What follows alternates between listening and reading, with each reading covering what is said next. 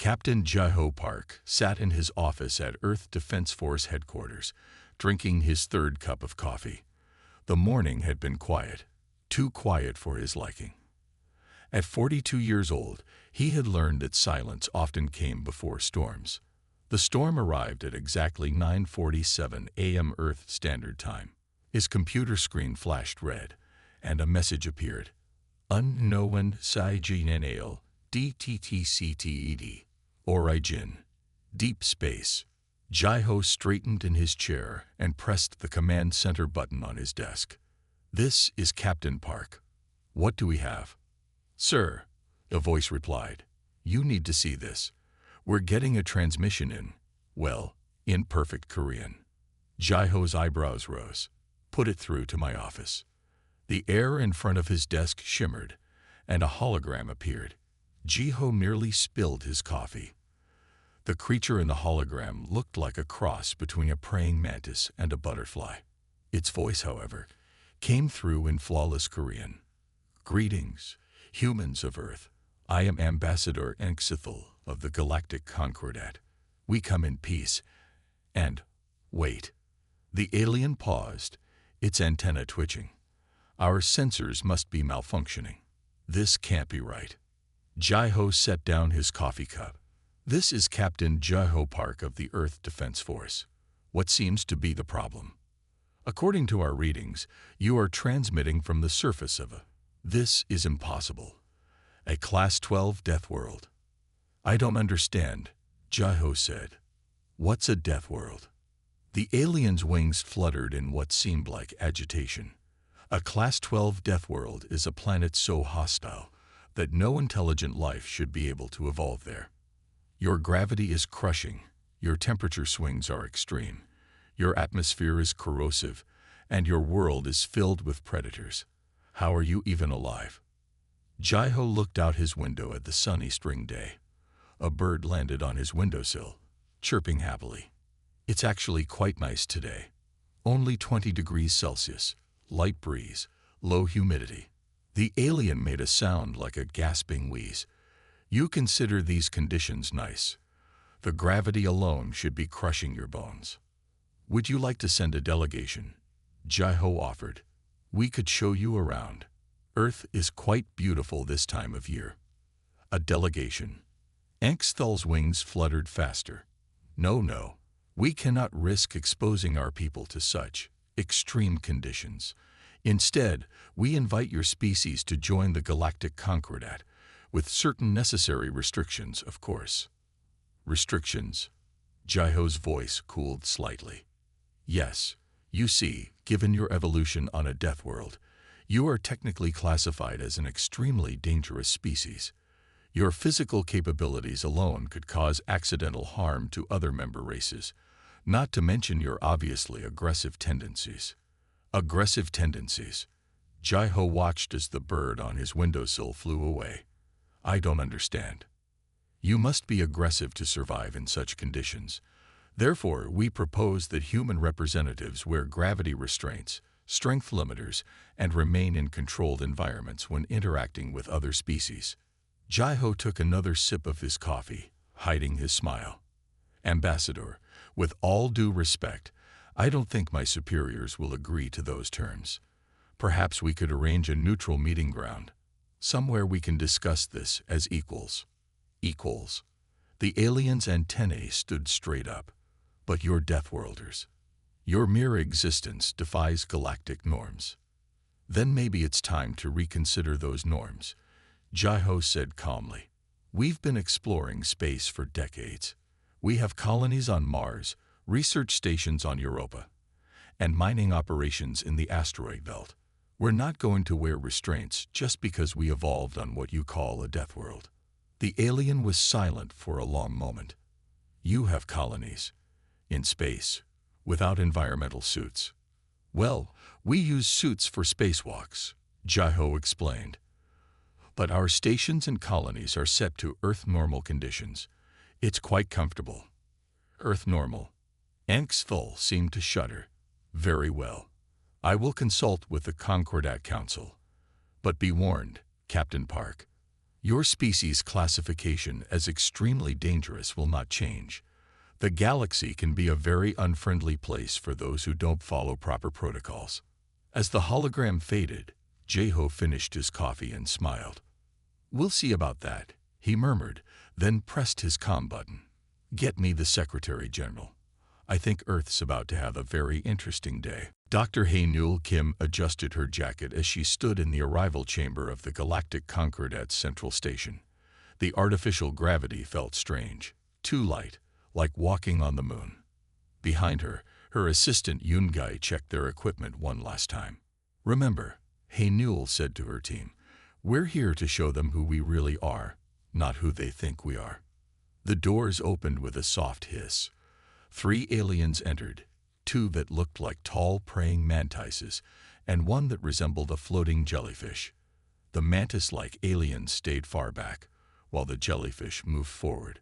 "I am Scientist First Class Blobthu," the jellyfish said through a translator. "Welcome to Assessment Station Alpha. We have adjusted the gravity to your minimum survivable levels." Haenul frowned. "This gravity feels very weak. What setting is it on?" 0.3 of your Earth gravity," Blobthu replied proudly. "We didn't want to strain your bodies." The humans looked at each other. Yungai tried not to laugh. "Our normal gravity is 1 g, Haenul explained. "Could you please increase it? This is like being on the moon." The aliens' reaction was immediate. The mantis-like creatures clicked their mandibles in alarm, and Blobthu's tentacles twisted in what seemed like distress. "You mean to say," Blobthu wavered, "that you normally live in more than 3 times this gravity?" "Yes," Haenul said simply. "It would make the assessment more accurate if we had Earth normal conditions." After much discussion among themselves, the aliens adjusted the gravity. Haenul and her team immediately felt more comfortable. The aliens, however, had to bring in floating platforms to move around. "Now," Blobthu said, "please tell us about your daily life on Earth. We need to understand how you survive." Haenul pulled up some pictures on her tablet. "Well, this was from last weekend. I went rock climbing with friends in the mountains." The aliens stared at the images in horror. "You climb vertical stone walls for enjoyment?" "Yes, it's a popular sport on Earth. Many people do it. Here's another picture from our company picnic. We had a soccer tournament. You run around in your crushing gravity, fighting over a ball, and call it entertainment."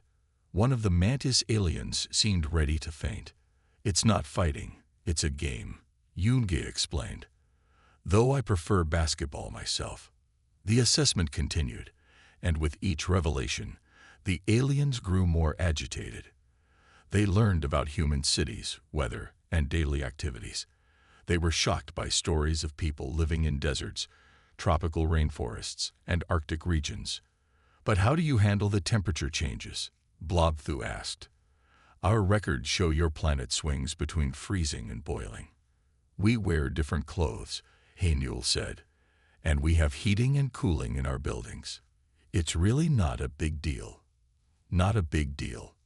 The second mantis alien finally spoke. "You survive conditions that would kill most species in the galaxy, and you say it's not a big deal." Haenul shrugged. "It's just home to us. Speaking of which, is there somewhere we can get some food? We've been here for hours." The aliens led them to what they called their extreme conditions dining facility. It was a sealed room with reinforced walls. The food was bland and soft, designed for what the aliens thought humans could handle. "Do you have any spices?" Yungai asked. "Maybe some salt at least." "Spices." Blobthu's tentacles curled in shock. "You intentionally eat chemical irritants for pleasure." "Well, yes," Haenul said. "Many Earth foods use spices. They make food taste better." The assessment ended early that day. The aliens needed time to process what they had learned. As Haenul and her team prepared to return to their quarters, Blobthu approached her one last time. "Dr. Kim," the alien said, "I must ask, does anything on your planet frighten you?" Haenul thought for a moment. "Tax season can be pretty scary," she said with a smile.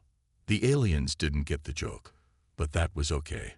They had a lot to learn about each other. Security Chief Tai-Yang Lee was enjoying his morning tea when the emergency alert came through. A Concordat research vessel, the Star Seeker, had sent out a distress signal. Their environmental systems had failed, and the ship was rapidly approaching what they called Deathworld conditions. What are their current readings? Tai-Yang asked his team as they boarded their rescue shuttle. Temperature is rising to 25 degrees Celsius. Gravity is increasing to 0.8 Earth standard, and humidity is at 40%, his officer reported. Tai-Yang paused with his helmet in his hands. Those are perfect spring conditions. Yes, sir, his officer said with a small smile. But for them, it's an emergency. The rescue shuttle docked with the Star Seeker 20 minutes later.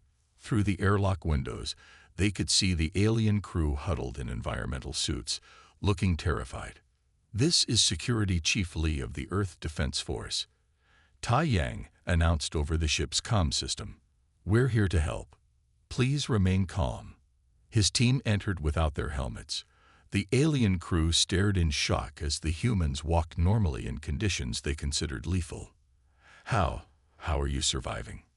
The alien captain, a tall insectoid creature, asked through their translator. These are normal conditions for us, Tai-Yang explained as his team began setting up emergency environmental regulators. In fact, it's quite pleasant, like a nice spring day. One of the alien crew members, who looked like a cross between a caterpillar and a dolphin, wiggled its appendages in distress. But the gravity, the heat, the moisture in the air, it's unbearable. Tai-Yang's team worked efficiently, checking each deck of the ship. They found several crew members who had passed out from what they considered extreme conditions. To the humans, it felt like working in a climate-controlled office. Chief Lee, one of his officers, called out, "The ship's main environmental control unit is completely fried. We'll need to evacuate the crew." Tai-Yang nodded and turned to the alien captain. "We'll transfer your crew to our shuttle. We can maintain your preferred environmental conditions there." "But," the captain hesitated, "our research samples, they're crucial to our mission. They're in the lower lab, but in these conditions." "I'll get them," Tai-Yang said. "Just tell me what they look like."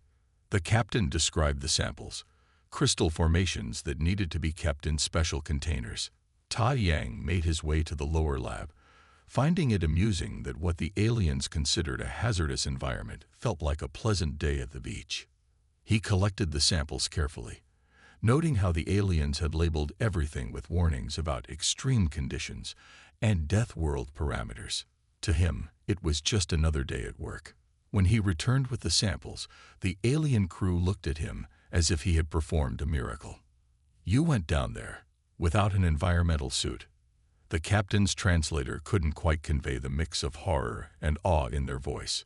"Of course," Tai-Yang said, handing over the samples. "Though I did work up a light sweat. The exercise was nice." As they helped the alien crew board the rescue shuttle, Tai-Yang overheard one of them speaking to another.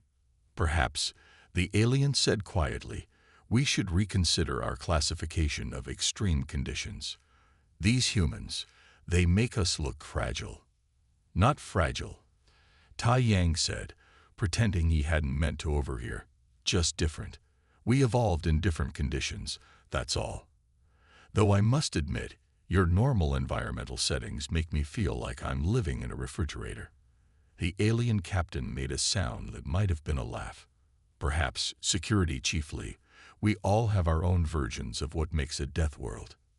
Tai-Yang smiled as he sealed the shuttle door. "Maybe that's the first step to understanding each other better." Lieutenant Du-Yun Choi stood at attention in the Concordat Military Training Center, facing General Orcs, a tall, armored being that resembled a praying mantis made of steel. The alien general's compound eyes studied Du-Yun with what seemed like disdain. "So, you are the human champion," General Orcs said through the translator. "You look fragile." Du-Yun maintained his professional composure. At 30 years old, he had faced tougher challenges than an alien's judgment. Appearances can be deceiving, General. Indeed. The General's metallic mandibles clicked. We have prepared a special combat assessment course. It will test your species' capabilities under various gravity conditions. Are you prepared? Yes, sir, Du Yun replied. What are the parameters? The gathered alien officials murmured among themselves. The course they had designed was considered extremely dangerous by their standards. They had even signed safety waivers. The first challenge began at what they called high gravity, 0.8 Earth normal. Du Yun felt like he was floating. The obstacle course included climbing walls, jumping gaps, and lifting weights. Please be careful, one of the alien medics warned. The gravity might crush you. Du Yun completed the course in record time, barely breaking a sweat. The alien observers clicked and buzzed in disbelief. Interesting, General Orcs said. Let us increase the difficulty. They raised the gravity to Earth normal, expecting Du Yun to struggle. Instead, he moved even more confidently, his movements precise and natural. The alien officials watched in horror as he easily lifted weights they considered immovable in such conditions. This is more like it, Du Yun said, doing a few stretches. The previous setting felt too light. The General's metallic exoskeleton rattled slightly. You mean to say, you prefer these crushing conditions? This is normal for us, Du Yun explained. Our training facilities usually operate at higher gravity for better conditioning. That statement caused such a commotion that they had to pause the assessment. Several alien officials needed calming medications. The combat demonstration came next. Du Yun faced training robots designed to test combat capabilities. The aliens watched in amazement as he moved with speed and strength they had thought impossible in high gravity. Enough. General Orcs finally called out. Lieutenant Choi, you have proven your point. But surely even humans have limits. What gravity level would you consider challenging? Du Yun thought for a moment. Well, our special forces train at up to 3 Earth gravities, though that does get tiring after a few hours. The translator seemed to glitch, forcing the general to ask for clarification. When he understood correctly, his metallic legs actually buckled. Three times your normal gravity. 4 hours? The general's translator conveyed pure disbelief. What manner of creatures are you? Just humans, sir, Du Yun said respectfully. Though I should mention that the room temperature here is a bit cold for our liking. Would it be possible to raise it a few degrees? The alien officials quickly huddled together, speaking in urgent tones. General Orcs turned back to Du Yun after their discussion. Lieutenant, the general said, his voice carrying a new note of respect, we must revise our understanding of human military capabilities. Would you be willing to help us design more appropriate training programs? Du Yun smiled. It would be my honor, General. Though you might want to reinforce your training equipment first. We tend to be a bit hard on exercise machines. As they left the training center, Du Yun overheard one alien officer say to another, perhaps being a Deathworlder isn't such a disadvantage after all. No, the other replied. But I'm glad they're on our side. Dr. Sun Li Kang received the emergency transmission while analyzing bacterial samples in her laboratory on Earth. The Concordat colony on Proxima Beta was facing a medical crisis. A pathogen was spreading rapidly through their population, and their medical teams were struggling to contain it. The message ended with a warning. Be advised, the environmental conditions on Proxima Beta are classified as extremely hazardous for human life. Sun Li checked the attached environmental data and laughed softly. The conditions were almost identical to a mild autumn day in Seoul. She immediately volunteered for the mission. 24 hours later, she stepped off the medical transport onto Proxima Beta. The alien medical staff, encased in protective suits, watched in astonishment as she walked around in standard medical scrubs. Dr. Kang, the head physician, Dr. Dextil, approached her. You must put on an environmental suit immediately. The conditions here are lethal. The conditions are quite comfortable, actually, Sun Mai replied, checking her medical tablet. Now, please show me the patients. The hospital was in chaos. Hundreds of aliens were displaying symptoms that seemed devastating to them. Mild fever, congestion, and fatigue. Sun Mai examined the test results with growing interest. "This is remarkable," she said, studying the pathogen under a microscope. "The virus is very similar to a common cold virus on Earth.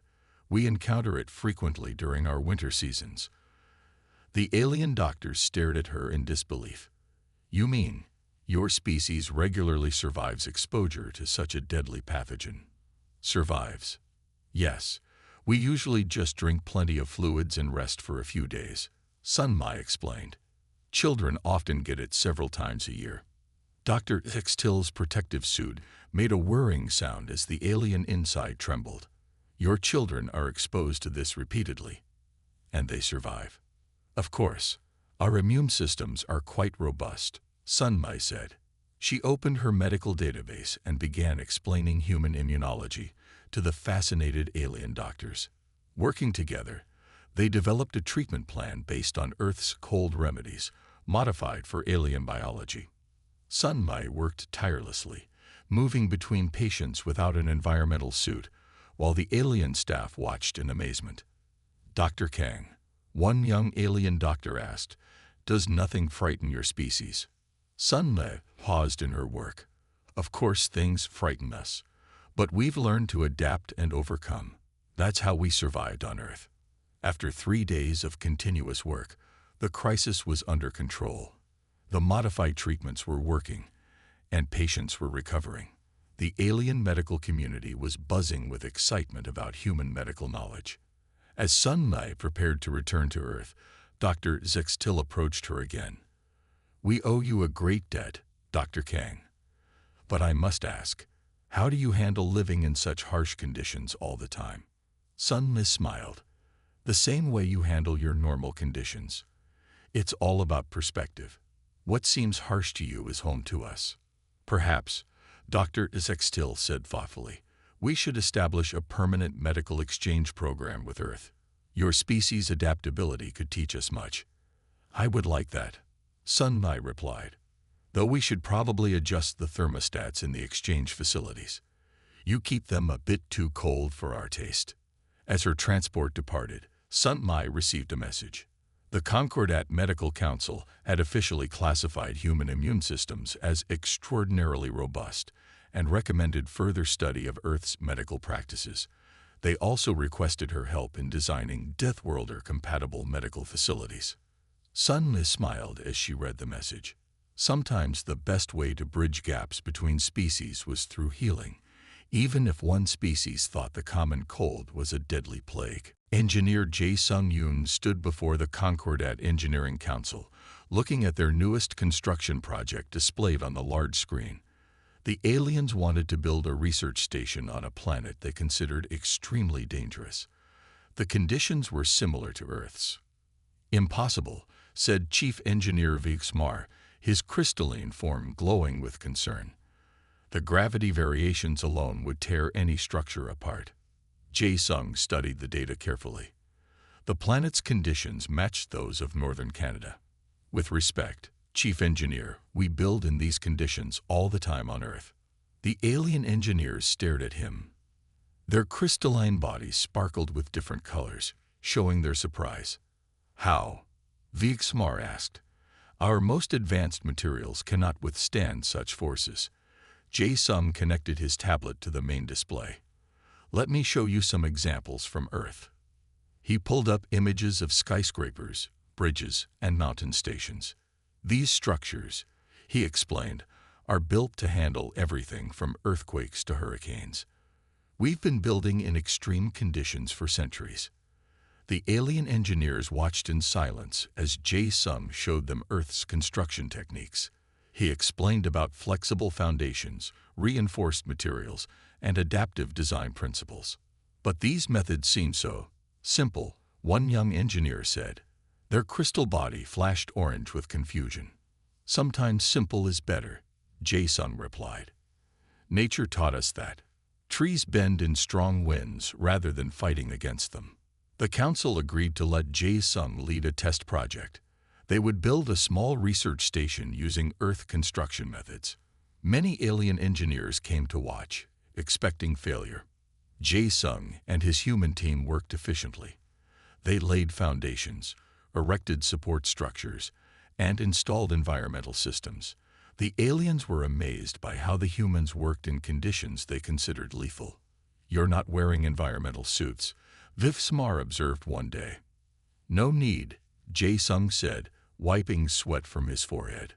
"Though we could use some cold drinks. It's a bit warm today." The aliens had to process this statement carefully. Their definition of a bit warm was very different from his. As the station took shape, more alien engineers came to learn. They were surprised by the use of simple materials like concrete and steel. Their own buildings used exotic materials that often failed under stress. "Your methods are stronger than ours," Vivsmar admitted, watching the final tests. "The station hasn't just survived, it's stable." Jae-sung nodded. "On Earth, we learned to work with our environment, not against it. Every challenge taught us something new." The success of the research station changed everything. Suddenly, alien engineering teams wanted to learn Earth construction techniques. They discovered that human methods worked better on many worlds. "Your species has turned your greatest challenge into your greatest strength," Vivsmar said during the station's opening ceremony. His crystal form glowed with bright colors of respect. "That's what humans do," Jae-sung replied. "We adapt, we learn, we build.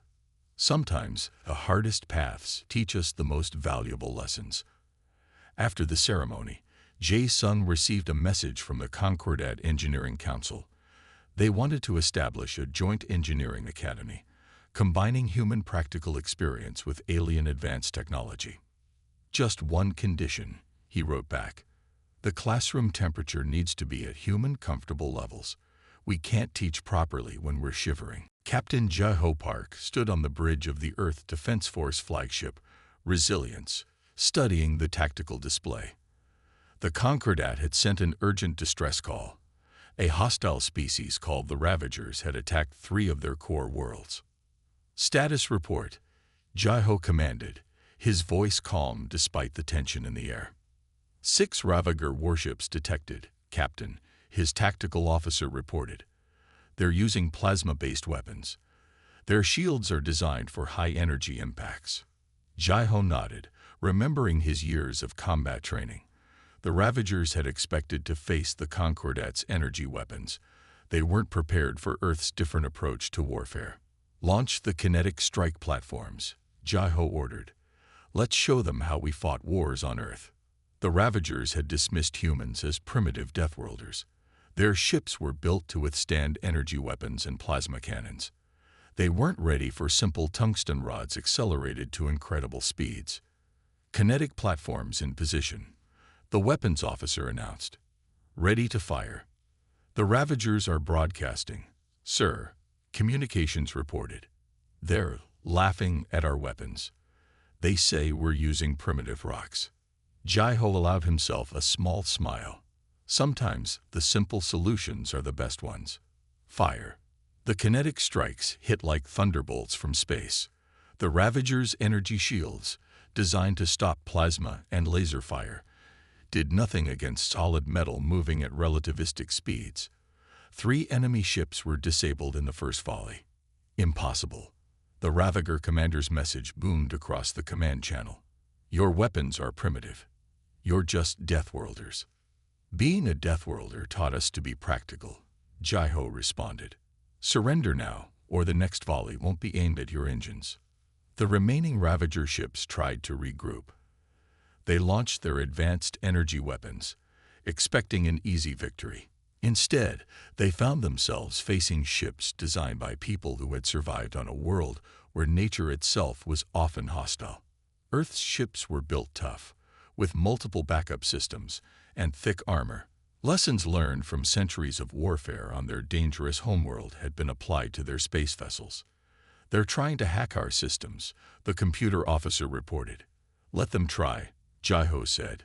"Our computers still use physical switches for critical systems. Sometimes old technology is the best defense. The battle ended quickly after that. The Ravagers, accustomed to fighting opponents who relied on advanced technology, found themselves outmaneuvered by humans who combine modern weapons with practical solutions. After the surrender, Ambassador Anxithal contacted the Resilience. "Captain Park, you've saved 3 Concordat worlds. How can we repay this debt?" "No debt," Jai-Ho replied. "Just remember, being a Deathworlder means we learned to survive against tough odds. It made us stronger, not weaker."